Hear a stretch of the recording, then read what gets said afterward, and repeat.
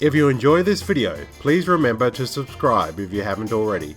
And if you like what you see on my channel and would like to support me on Patreon, click on the link below.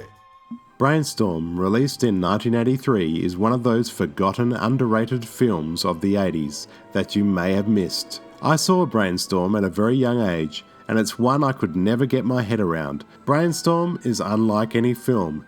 It's strange, very romantic, and very well directed and wonderfully made by effects wizard Douglas Trumbull. The film features some great performances by Oscar-winning actors like the weird and wonderful Christopher Walken, Natalie Wood in her last major performance before her tragic death. Louise Fletcher is wonderful too, as is Cliff Robertson. Influential visual effects master Douglas Trumbull, known for creating groundbreaking effects for films like 2001: A Space Odyssey, Close Encounters of the Third Kind, Star Trek the Motion Picture, and Blade Runner, would direct Brainstorm, which was his second feature as a director. By the early 80s, Douglas Trumbull had worked on some of the biggest films in history, but Trumbull had become depressed by what had become of cinema. He said, "I was at a point in my life where I was very frustrated with movies as a medium. I felt it was really decrepit and not evolving to anything like what I had grown up on as a kid." Trumbull wanted that immersive feeling, making the audience feel like they were part of the film. Brainstorm would be the perfect film for this. He started thinking about what could make movies better and what could make them new again, more thrilling, more exciting. The script of Brainstorm was written as the main showcase to promote a new technology which would be designed to change the way we, the audience, would see movies. ShowScan is a 70mm, high-speed, high-resolution film process. Images are photographed and projected at 60 frames per second, in contrast to the traditional 24 frames per second. The ShowScan process that I developed was specifically designed to put into movie theaters and bring back that kind of spectacular Cinerama experience to the motion picture theater, because you could take this process and put it in an existing theater. You could enlarge the screen right out to the walls and put in a new projector and sound system, and you were done. He would test a number of different combinations with cinematographer Richard Urikik. They started promoting ShowScan to major movie studios.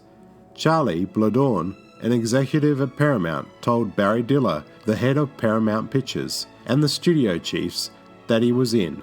Bladorn would advise Trumbull to make a movie that was half ShowScan, half normal, so that the audience could see the difference. Trumbull would adapt a screenplay by screenwriter Bruce Joel Rubin, a script Rubin planned to film years earlier, but the project would be dumped. The title of the script was called The George Dunlap Tape, which revolved around a powerful VR technology, a headset which would allow people to download their experiences and memories and allow people to play back those sensations on tape and feel exactly like they were living it themselves. Trumbull said about the story, "We got into this thing and we were all saying, 'Holy shit, this is enough for 3 movies. But he decided, let's just make a movie that deals with the turbulence of the technology. The technology with the headset became the focus of the story." Trumbull would demonstrate at a theatre to scriptwriter Rubin the ShowScan roller coaster ride footage which Trumbull had filmed in the first-person view. The increased film speed and aspect ratio shocked Rubin. He was blown away, saying, "I've ridden on roller coasters in real life, and I rode the roller coaster in ShowScan." The story revolves around researchers led by Michael, played by Walken, who develop a virtual reality system where they can actually jump into people's minds, feeling what they feel. The VR devices become dangerous and deadly when the researchers bring their own personal problems into the program. The film would address how dangerous technology can be, even used with the best of intentions. The studio backing the project was MGM Studios, and the actors were cast in preparation for the film. Brainstorm seemed to have many things going for it. The film was plagued with many problems during production, with the untimely death of screen legend Natalie Wood, and Trumbull's constant fights with the studio to get the film completed. For the role of researchers, director Trumbull took the key actors to the Esalen Institute, an experimental research facility in Northern California. In September of 1981, filming began in North Carolina at Triangle Park and Duke University, before the cast and crew moved back to shoot interior scenes at MGM Studios in Hollywood in November. Actor Jason Lively, who was 13 at the time, played the son of the main characters, played by Walken and Wood. Remembers director Trumbull on set. He said, "This guy knew what he was doing. There was never any question of whether he was making the right call. I think that's really commendable. It seems a lot more difficult these days to get that kind of respect out of everyone in a cast, and the cast was impressive, to say the least." However, Trumbull thought the main character in Brainstorm was really technology itself. Actress Louise Fletcher said Douglas Trumbull was an excellent director and collaborated in wonderful ways. Fletcher had the most fun filming her death scene. She also said Christopher Walken was crazy and a lot of fun. In November of 1981, during the Thanksgiving break from filming, Natalie Wood and Robert Wagner invited Christopher Walken for a weekend trip to Catalina Island aboard their yacht, Splendor.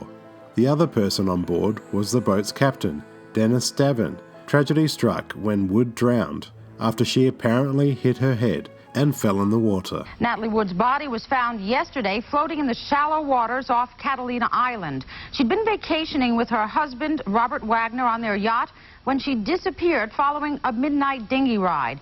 The Wagners have been married twice and are the parents of 3 children, 2 by previous marriages. Friends say Miss Wood had been in great spirits with a starring role in a new movie and plans for her first stage role. Her tragic death at age 43 ends over 30 years as a Hollywood star.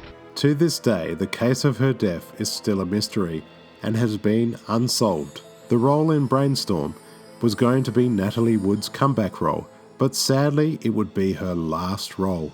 With Natalie Wood's tragic death, this would be MGM's excuse to stop production, and unfortunately Wood's scenes were not completed, and the studio said Trumbull could not complete the film. Trumbull believed that the financially strapped MGM got cold feet about putting up the rest of the money to complete Brainstorm. Trumbull said, "I was taken into a meeting with then MGM president, Freddie Fields, and he said, 'Doug, it's over. Terminated. I was notified that I was fired, and everyone on the crew was fired, and the entire cast was fired.'"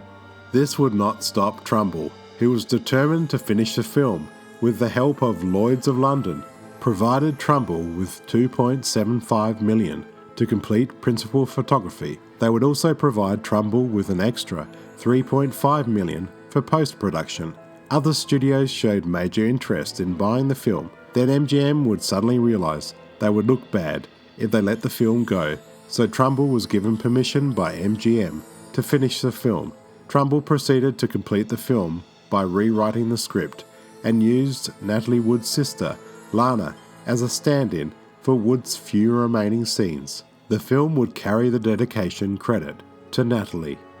Brainstorm was originally intended to be released in July of 1982, but wasn't released until late September 1983, almost 2 years since production began on the film in 1981. After the troubled production of Brainstorm and Trumbull's constant clash with MGM, he decided never to direct again. He said, "I have no interest in doing another Hollywood feature film, absolutely none." Since then, he has been concentrating on effects for IMAX films and theme park rides. Brainstorm would open on a small number of screens, and despite the film being Natalie Wood's last film, the film would not be a major hit, and the film only made $10 million in the US on an $18 million budget, and on the opening weekend, the film was dominated by films like The Big Chill.